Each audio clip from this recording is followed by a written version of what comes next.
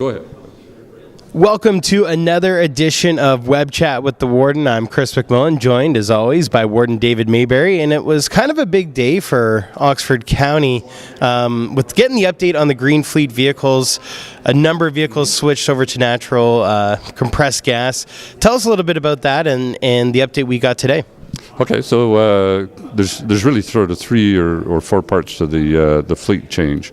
One is the conversion to natural gas. So we have a number of vehicles that we are converting to natural gas. As you know, compressed natural gas is about 3/4 of the price of gasoline. So if a vehicle is driving enough kilometers in a year, it actually will pay for itself over the life of the vehicle to switch to natural gas.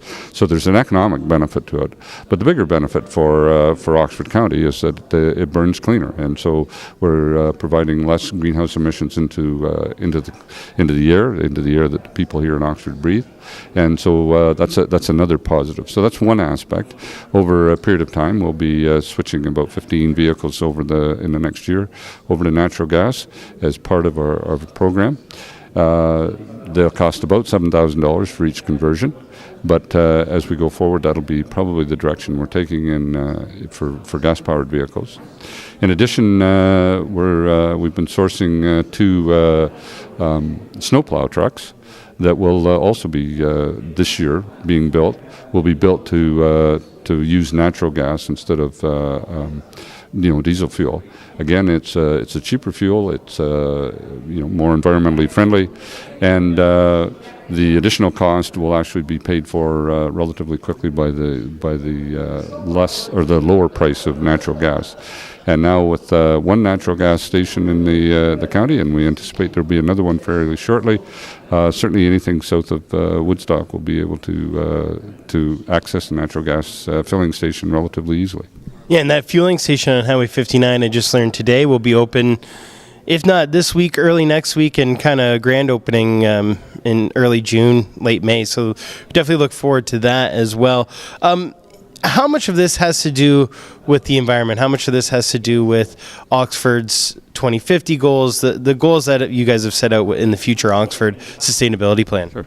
So that's definitely driving this. The future Oxford plan being aiming or sort of getting away from fossil fuel use, that sort of thing is what we want.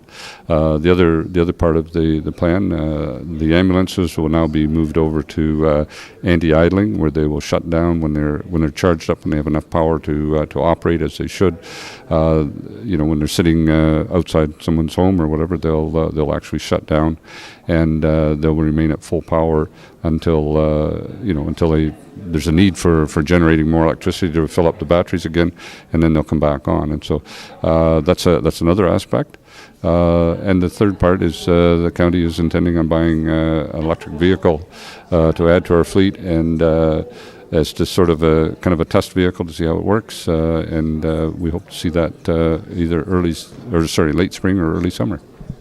That's all the questions I had for you. Was there anything you wanted to add? I think the county set a direction a year or so ago that said that they wanted to reduce their greenhouse gas emissions from the fleet by 10% over the next 3 years, and so this one year we will reduce that about 6.7%, I think, and we're well on our way to the 10% reduction that we committed to trying to achieve.